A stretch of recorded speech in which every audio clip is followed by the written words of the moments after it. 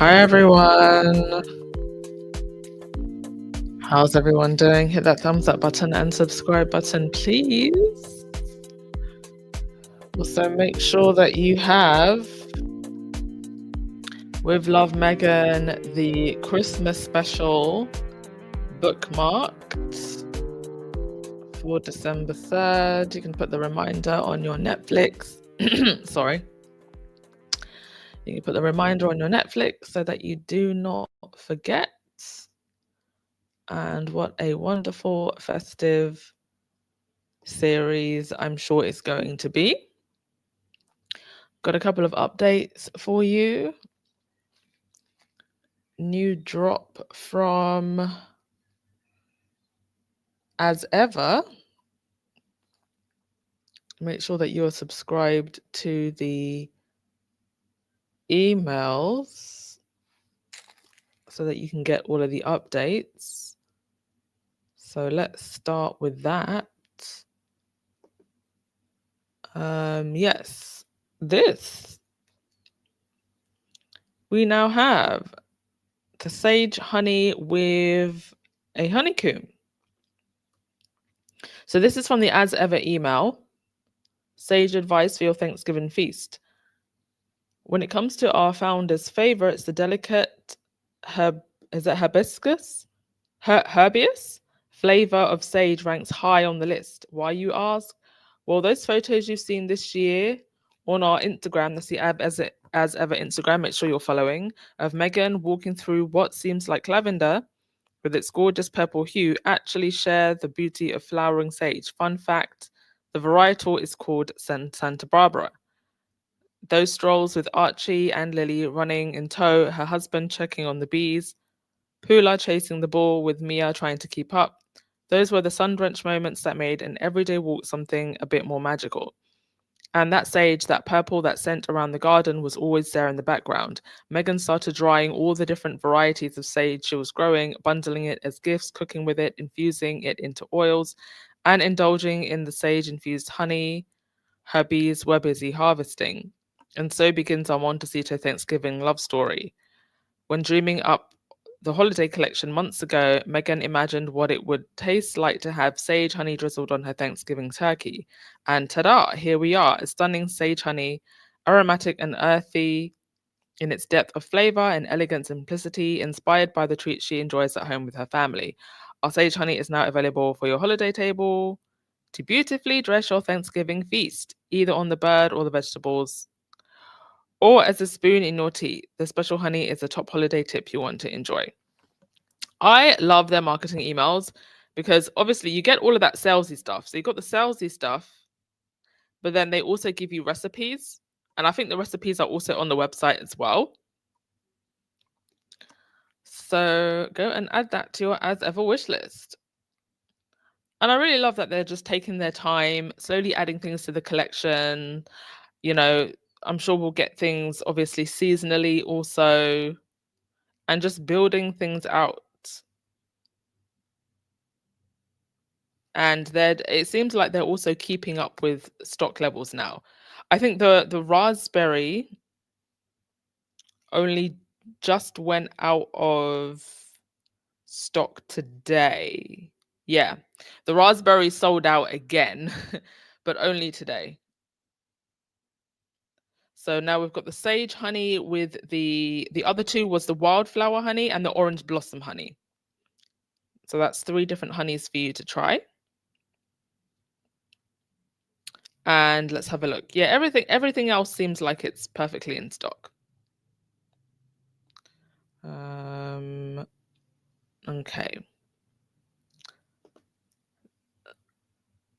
Hey TV, hey Connie Balmer. TB, you've got the you've got the honey, but you haven't opened it yet. I mean, everything just looks so perfectly packaged, and it's just like, I feel like when I look at Meghan's branding and packaging, like it makes you want to renovate your kitchen and your living room. Like, can we just put, we ain't got to do anything too fancy. Let's just put a new lick of paint on the walls. We can get some new curtains, some cushion throws. We can even go to the thrift shop. secondhand is better anyway. Let's do some upcycling. Like, you just want to make your home look and feel more beautiful. Kiki, no wonder Dan Wooton was quiet for a while. He had a court case. Oh yeah, he's been a little bit more quiet. He hasn't shut up completely, unfortunately, but he's been a little bit more quiet, just a little. So yeah, that is the as ever update. Next thing, the fools who can't stop tying themselves in knots, and one of those fools is Meghan Kelly. You know, Meghan Kelly, things could have gone very, very different for Meghan Kelly. She actually had, for a moment, after the whole Fox News Roger Ailes debacle, for a moment, she had people's sympathy. And she could have chosen to reflect on her life, reflect on her career in media, and gone, you know what? I've actually been a rather horrible person.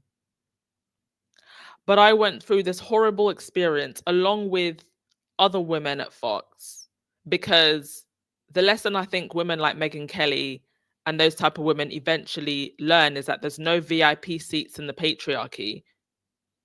They were out here parroting a lot of anti-woman rhetoric, a lot of arist and all the rest of it type rhetoric. It didn't save them from being the target of abuse of a very powerful man.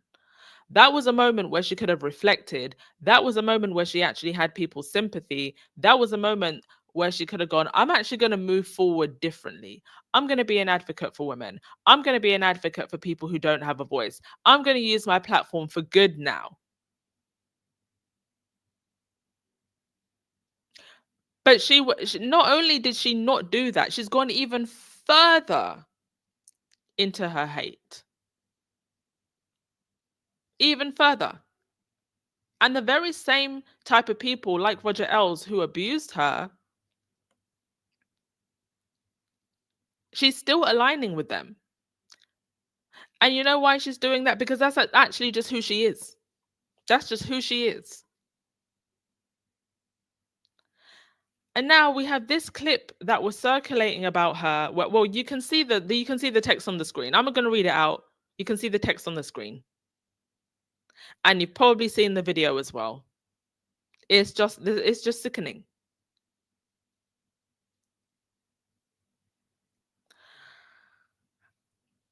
And when she's not defending creeps, or not trying to, I wouldn't even say that she was defending, but trying to rationalize their behavior. Of course, she's taking a pop at Harry and Meghan. If you actually look at Meghan Kelly's page, like her TikTok, there's two particular types of videos that get her the most views. When she talks about Trump and when she talks about Meghan. Those two names get her the most views. Imagine. Meghan, talking about Meghan, hating on Meghan gets her as much traction as talking about the current president of the United States. And now she's decided to jump on this, the whole strip Harry and Meghan of their titles nonsense. I mean, like I keep saying, I'm waiting for William to do it. Because if that's what William apparently wants to focus on in his kingship, I'm sure people are going to have something to say about it. They've had a lot to say about him frolicking around and playing volleyball in Brazil. So William, let him do whatever he wants to do. I just don't understand why it's the business of an American commentator what a British king does or doesn't do. I don't understand that. It's just an easy pop to take at Harry and Meghan, especially at Meghan. Because the likes of Meghan Kelly and second to her, Bethany Frankel, have nothing going for them. Nothing. Bethany Frankel, I just find her hilarious, to be honest with you, at this point. I just laugh. For 5 years, almost 5 years, this lady has obsessively ranted about Meghan. And for some reason, within those rants, every now and again, she seems to bring up Meghan's ex-husband. Meghan's ex-husband, who at best, she met this guy 1 or 2 times. He probably smelt her desperation. And I believe Meghan's ex-husband was a producer. So he's in and around Hollywood circles. He knows what it is. He knows how people can be.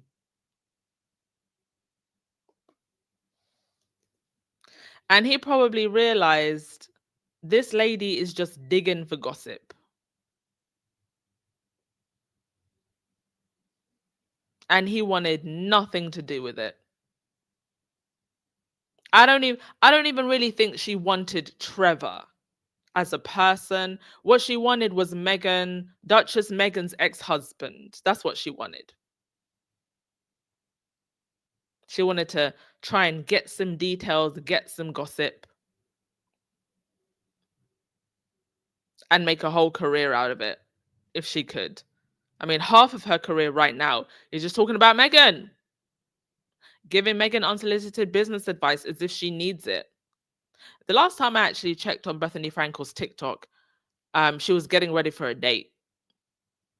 I haven't heard any updates about that so-called date or about that man since, honey.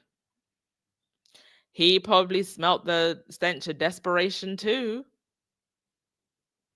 Because who would want to be with someone who has spent 5 years being nasty for no reason to a woman that she doesn't know? Meghan's never acknowledged this lady. And I think maybe that's what she wants. In the end, maybe Meghan acknowledges her. I mean, I don't know where Bethany Frankel lives. If she lives in California, I don't know if this lady has Santa Barbara money. I hope she never gets close to Meghan. And I think if she does, I hope Meghan ignores her.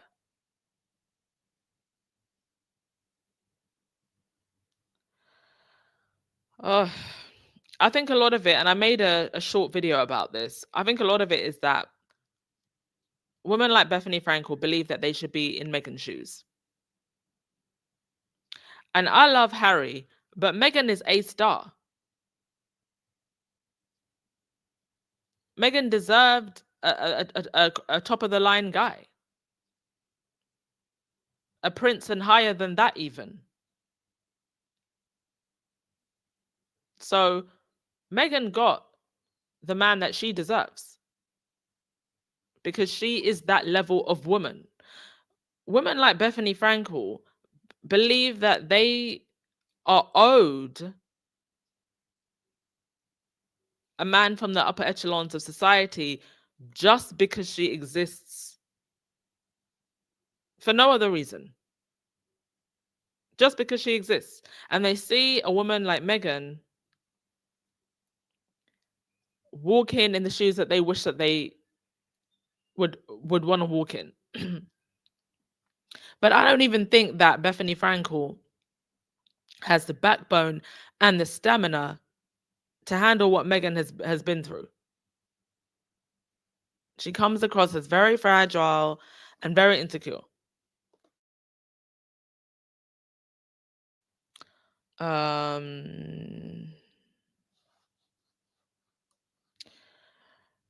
Cozy Life, you said that Meghan believes she should have married a prince. I mean, Meghan Kelly isn't she not married to a pretty wealthy, pretty well-connected man anyway? So what more would she want? And she has kids with him. She's made a lot of money in her career. She got a crap load of money from the payout from the Roger Ailes thing. And her husband, I'm pretty sure, is a very well-connected, wealthy man.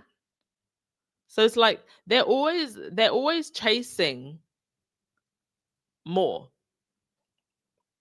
even when they have enough. And they see Meghan in the position that she's in, and they still believe, oh, I should have been there. I think it also angers them that Harry would have never chosen them anyway. Because if you look at Harry's dating history, they were all pretty there were either women that were very educated or very successful in their own right or had their own sense of self. Like Harry never dated like the dum dum with a pretty face. He never went for that. Um in truth, both Meghan Kelly and Bethany want to hurl words at Meghan, and they are now off limits. That a woman of color is in the place that they are and is a thorn in their sides. This exactly. And I think, yeah, I'm bothered. I think you're right. I think they're both simultaneously fans and jealous. Hater fans, I call them. I mean, I never watched Housewives or whatever it was that Bethany was on. But it seems like she's really a piece of work. Yeah, and this is another thing. Meghan's ex-husband has never said anything about her.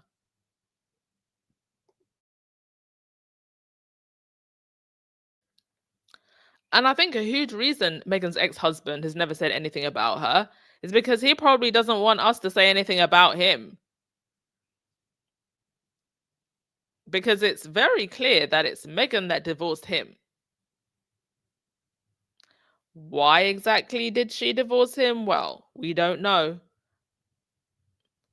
But my feeling is that he would not want us to know. So he stayed quiet.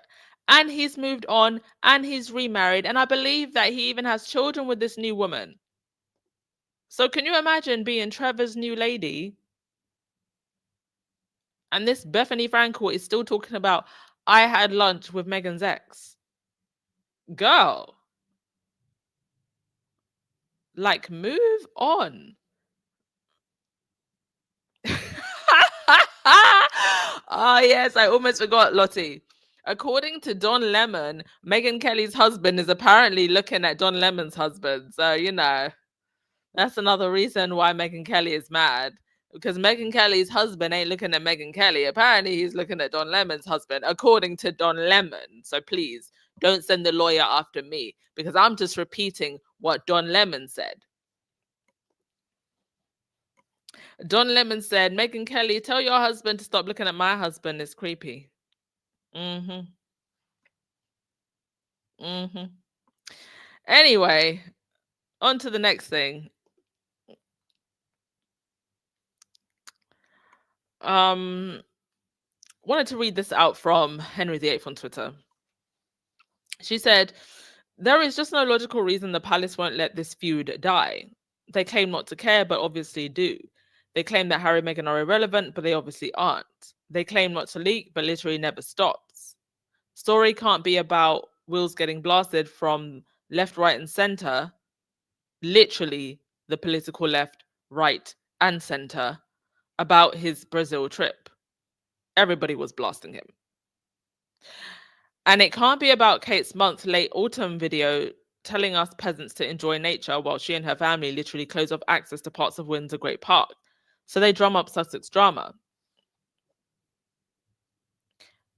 And then Sage responded by giving some rather sage advice. She said, this is such a big topic, but we must start from the beginning. Number 1, William chased them out. Number 2, Charles tried to get them back, but his method of getting them back was cruel and vicious and pushed them further away. Then Charles told the press to go after them, hoping they would fail in their commercial endeavors, that they would go broke, which would force them back. The press will promise Harry and Meghan on a silver platter, and if they do the bidding of the royal family, they will be rewarded for their cash cows coming back. The press abuse backfired because Harry and Meghan have been able to grow and survive outside of the firm for almost 6 years with no signs of slowing down.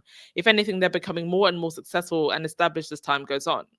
The press were fooled into thinking that with Harry and Meghan gone, the real stars would shine. That has not come into fruition, indeed. Because what are the royal rota rats? What are they left with? They're left with autumn videos that look like shampoo commercials.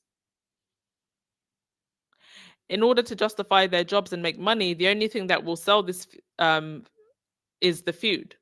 So Kensington Palace has no choice but to feed the press a feud, otherwise the press may turn on them.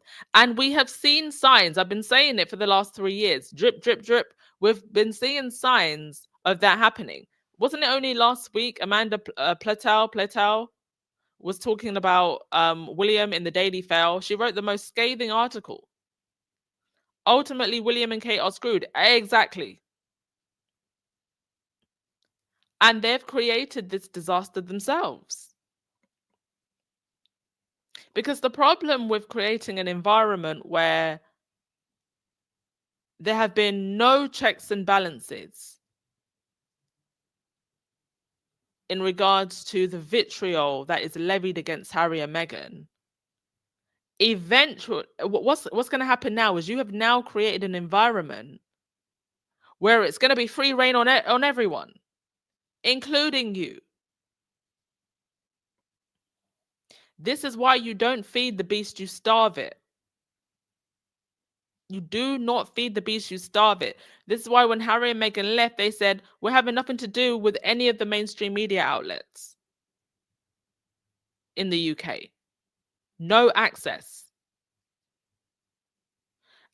And if we're going to tell you anything, it's going to be through our official people. The other royals took the other route. They got in bed with the press, thinking that they're leaving Harry and Meghan out in the cold. When Harry and Meghan are in the Santa Barbara sun, not having to worry about what some Daily Fail reporter might say if I don't play game. The relationship between the royals and the royal rota rats is insane to me. I remember seeing a video. I might actually dig this up one day. I remember seeing a video of Emily Andrews, and she was talking about something that was going on between Kate and Meghan. I can't remember exactly what it was she was saying, but it's not what she was saying. It was a tone in which she was saying it. She didn't sound like a serious journalist. Because none of them are serious journalists, because quite frankly, there's nothing serious about the royal family. What are you reporting on that serious? Other than allegations of abuse or perverse behavior like Andrew. Other than that, what is even serious to report about? But it's not what she was saying, it's the tone in which she was saying it. She just sounded like a teenager gossiping in the school playground. And it's like she was getting pleasure from the idea that she gets to be this insider, and she's close to the palace, and she actually knows what's going on. If you knew what was going on, oh, like that kind of tone. And this is what most of the royal rota rats, I think, are like. They are just twisted gossip rats that love that they have proximity and in some ways actually power over this institution and the people in this institution.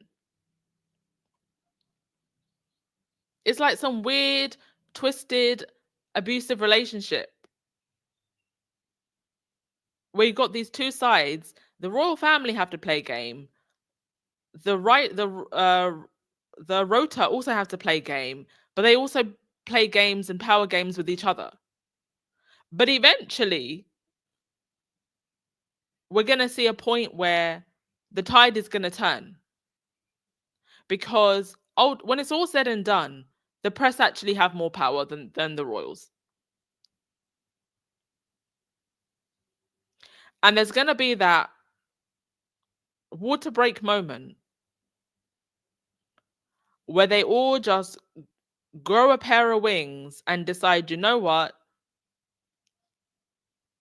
The invisible contract is well and truly over. It happened eventually with Charles and Camilla and their affair. Like, eventually, they started writing about it. Eventually, the plane became safe for them to start talking about it. And I feel like a similar thing is eventually going to happen with William and Kate and the others. Because I think what's obvious now is the public thirst for truth is reaching a fever pitch. And the tabloids only care about their bottom line. They don't really care about anything else. They've only ever cared about their bottom line. And they're quite obviously getting more and more desperate.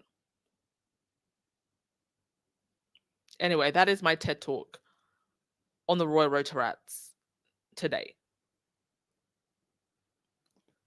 Lily, Meghan is the only woman who left her husband without taking a penny and was made to look bad by the press for it. She sent back the ring. Exactly. Well, I believe the only thing that he's actually ever said about Meghan publicly, the ex, is the fact that she mailed back the ring. Now, I personally think that you should keep that ring, honey. And if you don't want to keep it because you don't want the soul tie of the ring, sell it. I mean, traditionally, isn't that why a man had to buy a ring that was worth a certain amount? It was like money insurance policy. But of course, Meghan has her own money, so she didn't need the ring, and she didn't need his money either. If anything, she just wanted her peace. So she said, I don't want your money and I don't want your ring. Here's the ring. Bethany Frankel wanted that ring. Electra, you said the Rota can make money if they tell the truth about the left behind. So much money left on the ground. Exactly. And they know it. They know. Listen, the only thing that is stopping the Rotarats from talking about the left behinds is lawyers. That's the only thing that's stopping them, because you're right. There's so much money on the ground. There's millions on the ground. They know it. I think we all know it. The only thing stopping them is lawyers. Lawyers and allegedly super injunctions. Nothing else. But having said that, even then, I think the only thing stopping them is British lawyers. So if you're a journalist in another country, you better go and pick that money off the ground real quick.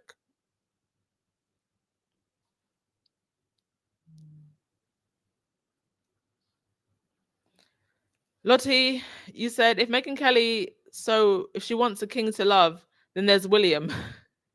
That would make an excellent couple. Oh, indeed. I actually think that Meghan Kelly would be a great replacement if William got divorced. I mean, for sure, because he wants everything that his brother has. So for sure, he's going to pick an American. And he wants an American woman who's self-made. Meghan Kelly, for all she is self-made. And then he'll want one who has a big audience. The problem is who's Meghan Kelly's audience? Oh yeah, they can get together and day in, day out do nothing but talk about Meghan. It's a match made in heaven.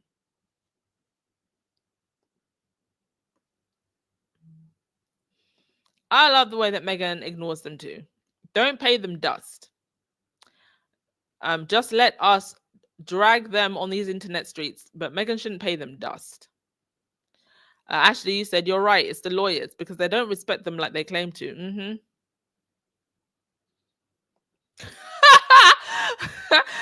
Marcia, William has an American as Jason.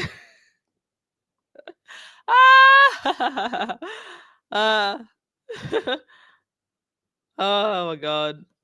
Anyway, next thing.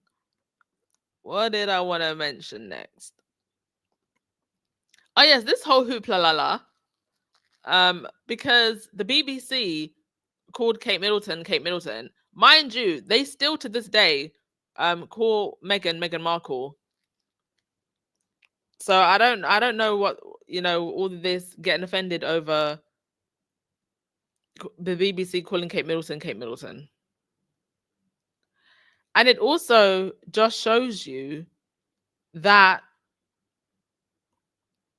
when they want to apologize, when they want to protect someone, even if it's over something so good on frivolous. I mean, I remember back when the palace hit back because there was articles about Kate and baby Botox or hair extensions or something like that. But years and years and years of abuse levied towards Meghan and nobody says anything. And then because the BBC called Kate Middleton, oh, please. Please.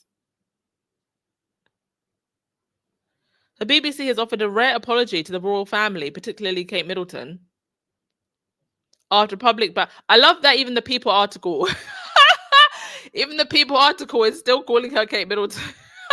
Even the Deadline headline, the BBC has apologized for calling Kate Middleton, because everybody else could see how ridiculous this is. But Meghan Sussex isn't allowed to say that she's Meghan Sussex because she's married to a prince. But we have to issue an apology to Kate Middleton. So all of the people who are throwing shade at Meghan and calling her too much because she wants to be called Meghan Sussex because she's married to a prince, the Duke of Sussex, Harry, all of the people that were throwing shade at her for what she said to Mindy Kaling, where are all the people to say anything about this? Where are you? In a statement on November 14th, the network noted that it had received complaints from people unhappy that we didn't use the Princess of Wales correct title during our coverage of Armistice Day. Well, you know what? To all those people who apparently sent that complaint, I don't want to hear nothing about heating bills this winter. I don't want to hear you people complaining about heating bills.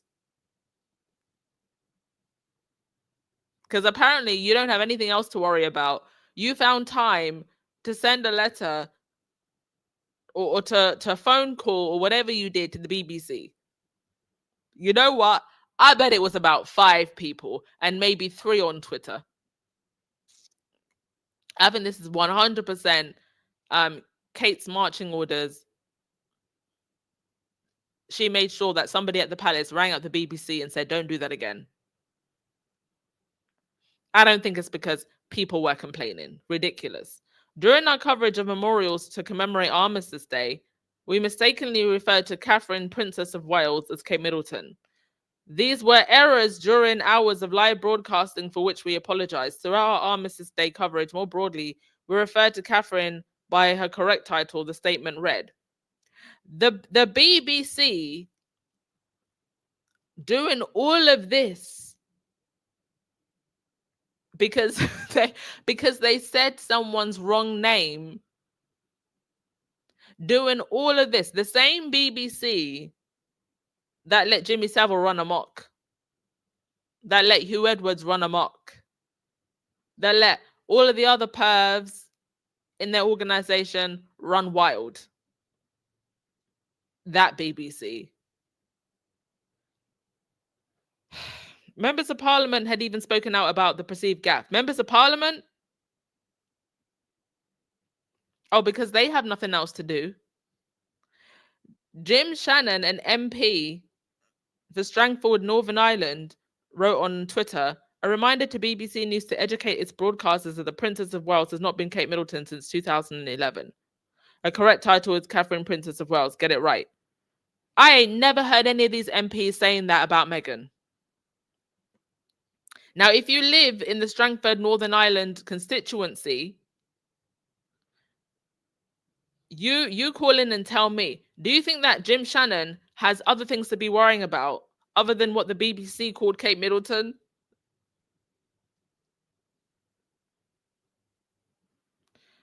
Many journalists continue to use Kate's maiden name, especially online, as it is the most popular by far amongst internet users. Exactly. Because if they use the Princess of Wales or the Duchess of Cambridge, people would just get confused. Every time someone dies, we have to have new titles.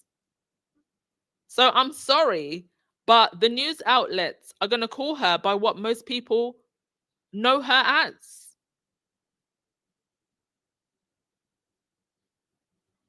Otherwise, she's just not going to make the news anyway. And isn't that what they want? They want her to make the news, right? Got to be seen to be believed. The problem is the average person doesn't really keep up with all of this title stuff. So they call her Kate Middleton because that's what most people know her as. Online, it is the most popular by far amongst internet users searching for news on the royal, according to Google Trends analysis. Previous year's numbers for the term Kate Middleton dwarfing those for Princess Kate, Princess Catherine, and Catherine, Princess of Wales. Exactly. And she was previously the Duchess of Cambridge. So changing names here, there, left, right, and center, people aren't going to know who she is. So now, you know what's going to happen now? She'll get exactly what she wants. Now they'll start calling her Duchess of whatever. And then the SEO on her name online is going to drop. Ugh. And then when Charles dies, they're going to give her another title to add to the confusion. They only complained about BBC program using Kate as the commentator. Doing it was an Asian because the commentator was an Asian woman. I didn't know that. I mean, she generally just gets called Kate Middleton, online at least.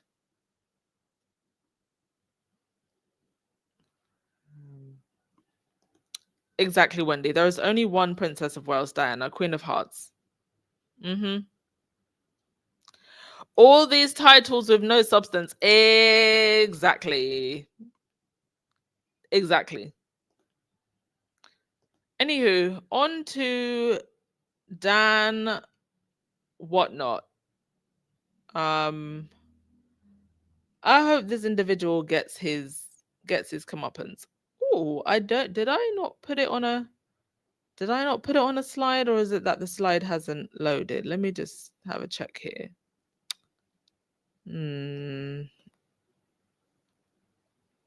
Okay, I think that 1, 2, 3, 4, 5, 6. I think that the slide hasn't loaded. One sec. Nope, okay, I can't seem to find the slide with Dan Wooton, but it's okay. We don't need to see his face anyway. Let's look at Meghan's face, because that's a lot better to look at than Dan Wooton's face. But I'm going to read this article regarding Dan Wooton. I find it very unfortunate that one of the other victims who came out about what they claim they faced from the hands of Dan Wooton actually took his life, and that just got completely swept under the carpet. I don't even think that byline even followed up on that. Granted, the journalist from Byline, they also were targeted after that investigation came out.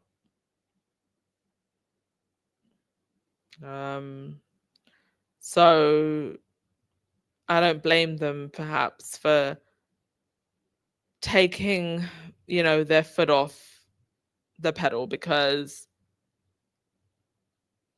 it was a very thorough investigation what they did into Dan Wooton. I think they put themselves on the line, the victims put themselves on the line, and unfortunately it seems like there was almost no action taken from the police at all. But we seem to be getting something at least here, so let's look into this. The problem is that I think that Dan Wooton is part of a much larger web, and I think they want to contain any allegations against him, any court action taken against him, because he might start quacking like a duck, and other more powerful entities that are connected to him, they don't want to go down. Okay. So broadcaster and journalist Dan Wooton has responded to a court claim against him, denying that he catfished a man who says he was a former colleague. Earlier this year, the man filed a case claiming in 2009 he was tricked by Wooton into sending him explicit photographs of himself as well as video. He says Wooton did this by sending him sexual messages pretending to be a woman called Maria Joseph. In documents filed in the High Court, Wooton denies ever communicating via any medium with the man who has been granted anonymity by the court. Wooton also denies that he has ever been in possession of any explicit photographs or videos portraying the man.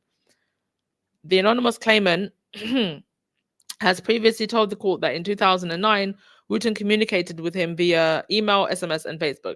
Just a reminder that Wooton worked for The Sun. And I think he had the Bazaar column at the time, which was a celebrity column. I think he may have also had a stint at the Daily Fail, I forget. And then obviously his stint on GB News. So all of these media outlets were happy to have him around. Even if they didn't know about these allegations, he was clearly a very nasty person to be around.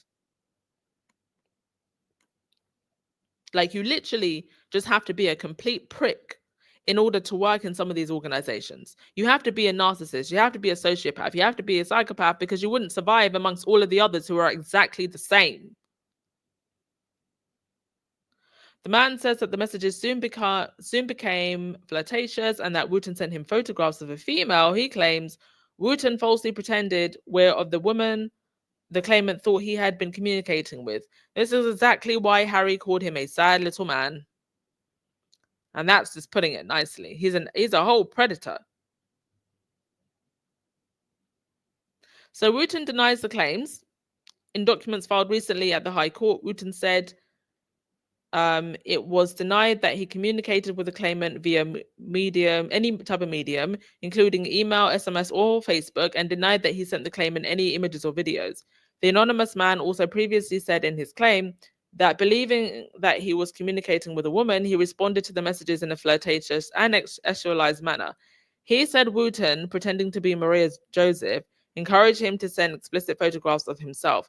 The man added that in the induced belief that he was communicating with Maria Joseph, an unknown female who was interested in a relationship and who had sent images of herself, he was persuaded to and did send photographs of himself as well as video.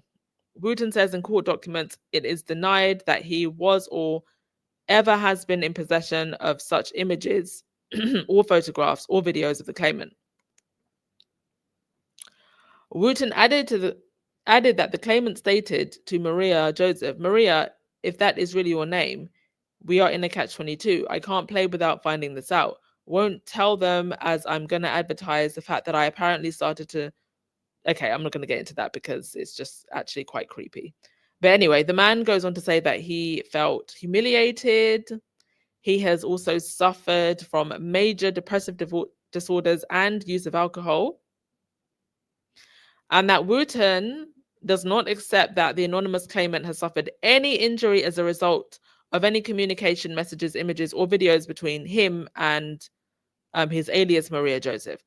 Oh, so he just became a depressive alcoholic out of nowhere? Wooton has denied that he and the man were ever former colleagues and said that the man's claim should not be allowed because any case should have been brought years before. Yeah, he guilty. He absolutely guilty. I hope that this is Wooton's karma and he gets some kind of punishment. I mean, I think he should be dragged to court for all of the bullying against Harry and Meghan, but I don't think that's going to happen with the protections that the British tabloids have. By the way, I apologize. I don't have the poster. I'll have it up tomorrow, but there is a documentary about the injustice that was done to Carolyn Flack. That is now, I believe, where is it? Carolyn Flack, The Search for the Truth, on Disney Plus. That is now out. If you got Disney Plus, please watch it. If you don't have Disney Plus, just find it online wherever somebody's posted it and go watch it. Because people like Dan Wooton are part of the culture that led to the death of Carolyn Flack. Wooton especially. He really went after her. He's gone after quite a few people. Alexandra Burke, another prominent woman, black woman in media, went after her too. There's so much that Dan Wooton has to answer for. But please go and watch that documentary. Obviously, trigger warning, very distressing. And please share it around if you see it online, because people need to know. I think what happened to Carolyn Flack is such a clear illustration of how the British tabloids behave. I mean, I didn't really follow the whole Carolyn Flack saga closely, to be honest. I knew she was in the news. I knew that something had happened between her and her boyfriend, but like I didn't really pay attention. So I'm not one of those people who was following it and like took a side. But from what I remember, just from somebody who was passively looking at it at the time, they really made it look like you would honestly believe that Carolyn like unalived her boyfriend if you were just like a passive watcher, or that she seriously injured him in some kind of way. Now we come to find out that all of that blood and everything that was on the tabloid, headlines, that was her blood. And they completely and utterly misinterpreted the whole story. And it's now coming out that, the way the police behaved. Much respect to her mother for trying to get her daughter justice. And trying to put respect back on her name in the way that the British tabloids completely and utterly disrespected that woman. And I hope that Disney Plus can actually just give the rights to other platforms so that more people can watch it. Because I feel like it's something that everybody needs to watch. Whether or not you care about Carolyn Flack, you should care about media truth. And that's the story of Carolyn Flack is really a story of media truth and lies.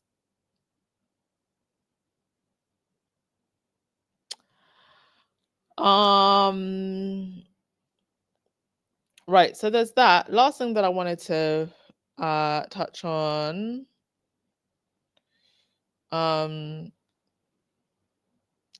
Tina Brown.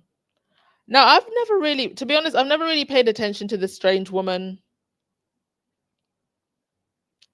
I think that she is a grifter.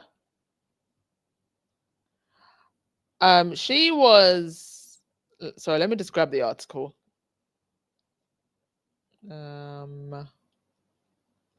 She did an interview where, give me one sec, folks. She did an interview where she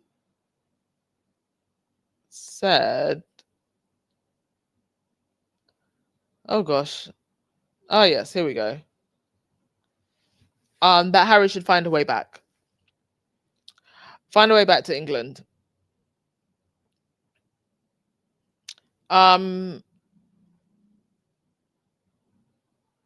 She has a Substack. Oh gosh, they all have a Substack, don't they? And she writes a lot about the royals, and she also contributes to the New York Times. Now I think at this point we all understand that Tina Brown is a massive hater. She's also now, I think, finally come to the realization that the monarchy needs Prince Harry. Tell us something we don't know. That Harry has more charisma than his brother. Tell us something we don't know.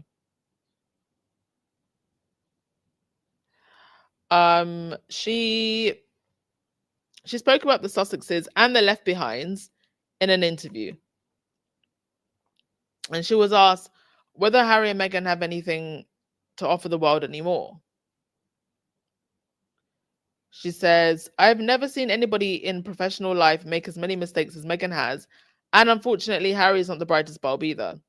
Do you know what it is? I think with people like Tina Brown is I think they have to feed themselves a level of delusion.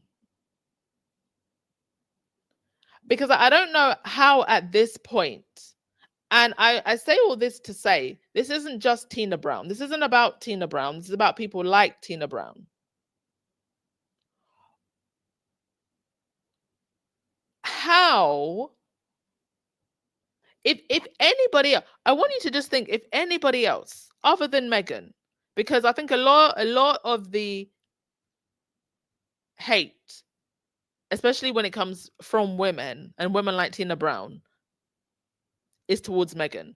If any other woman, if a woman like Tina Brown, who looks like Tina Brown, who Tina Brown could relate to, launched $1 million brand, would she be saying, I have never seen anybody in professional life make as many mistakes? Where are the mistakes? And that, again, she says Harry should go back to England. They're still parroting this idea that Harry should go back without his wife and kids.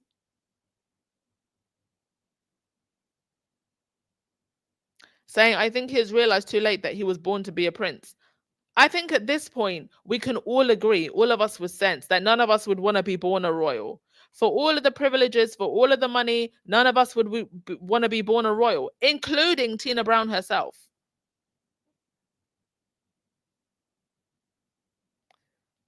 Oh my goodness. I think that ultimately people like Tina Brown are furious that they can't set the narratives about Harry and Meghan anymore. I think that's why people like Tina Brown are desperate. Even though our eyes are open and we can see. They're desperate to portray Harry and Meghan as unsuccessful, as broke, and desperate, and in need of royal management. And I sometimes have to take a step back and ask, is this what other people see when they see the Sussexes? Do they see through the lens, and do they see through the lens of people like Tina Brown? Because I don't see, maybe you can help me in the comment section. I don't see how you can look at Harry and Meghan at this point and think that they're not having success. Their success rate is pretty high. I mean, where have they really flopped? Like, if I'm really being honest and objective, I think probably the only real flop that they've had so far is like Polo. They've been pretty good on successful, and even Polo, I mean, it did pretty decent. Probably not good enough for another season, but I don't know what else that hasn't gone right for them. So we're on a 95% success rate right now. So is the lens through which the Tina Browns of the world see this? Is that how other people see it? Or is it really just the Tina Browns of the world just projecting their bitterness? Harry and Meghan have powerful friends and allies. They've done a pretty good job at figuring out their post-UK lives. I mean, it hasn't been all sunshine and roses, but these continuing rants from the Tina Browns and the Bethany Frankels about how everything is just going wrong for them, delusional. Really, really delusional. And with that, I think we will end the podcast for today. Thank you as always, folks. I'm going to go to your comments. I will go to your comments and then we'll wrap things up. Oh, who's this? Thank you, Kevin Sims. You said, so they want Harry back in that cage after he's been set free. They want Harry back because, as Rahini often says, Harry's the Raven, right? They had all them they've got them 7 ravens in the tower, clip their wings so that they don't fly away, so that the curse doesn't come over the monarchy. But really, it's Harry that was the Raven all along.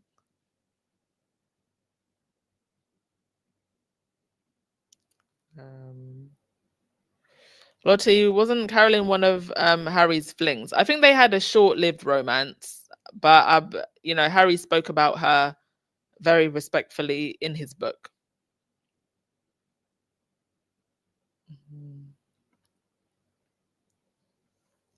Letra, you said the monarchy might need Harry, but Harry doesn't need them. No.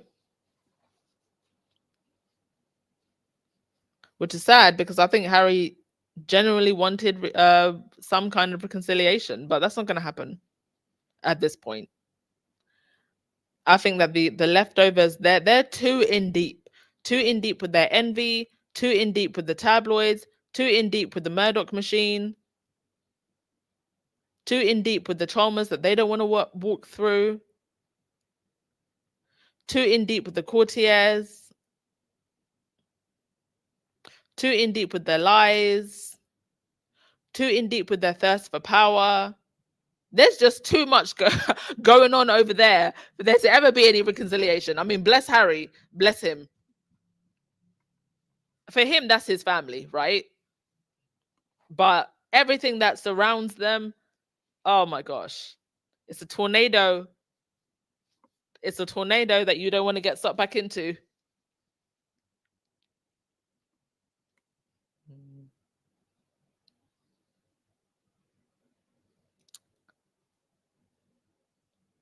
Yeah, Meghan hasn't made any mistakes that affect her life, really. It's everything that people want to throw at her. And every time those people throw something at her, guess what? Karma comes all the way back around and slaps them right down.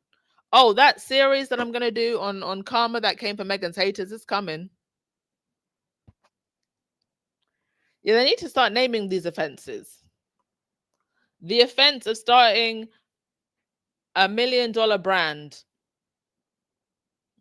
The offense of shutting down the whole of Paris Fashion Week with Balenciaga. The offense of being a VC investor to multiple brands. The offense of being a producer. Oh, I hope 2026, I hope the whole of 2026 is what we've basically got for October and November so far from the Sussexes. Yeah, I think that she honestly feels the monarchy is dying. You can't simultaneously say that you think that Harry should go back, but Meghan is making mistakes. Because the two of them are stronger together. They don't know what they want because they're just full of envy. Yeah, even Harry can't save his family. It's too late. I honestly think that even if there was some kind of grand reconciliation at this point, I don't know exactly what it is that Harry and Meghan would do that would save that family. Like, what are we going to do? We're going to have another sit down with Oprah, or perhaps Oprah and Dr. Phil. Let's bring in Oprah's interview skills and Dr. Phil's expertise, and have a whole family interview.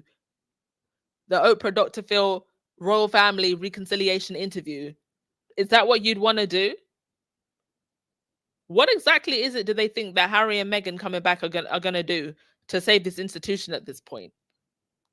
I tell you what would happen if Harry and Meghan would go back. Harry and Meghan would go down with the sinking ship. That's what would happen. Nothing can save them at this point. Nothing. Especially this past week, now what we've seen with William taking hits left, right, and center. From the political left, right, and center. Nope. Harry and Meghan should stay as far away as possible for the rest of time. We can go for funerals. Heck, if we can stomach it, we can even go for coronation, but that's it.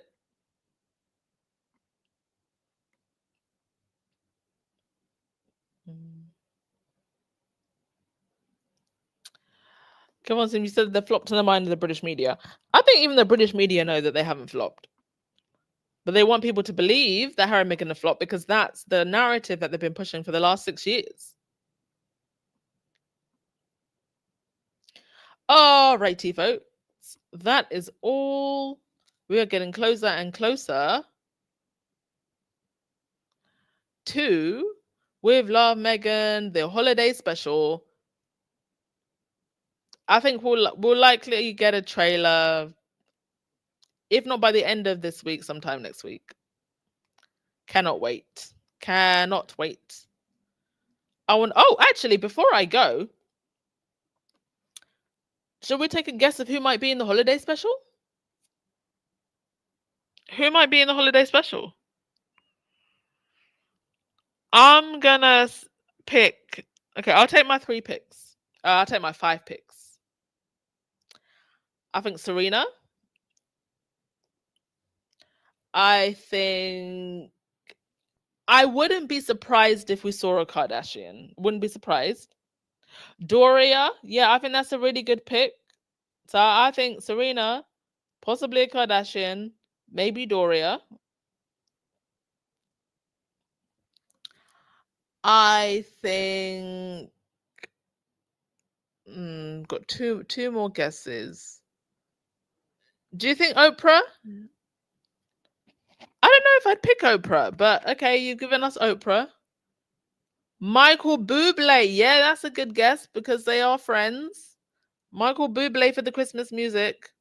Do you think Harry and the kids? I don't know.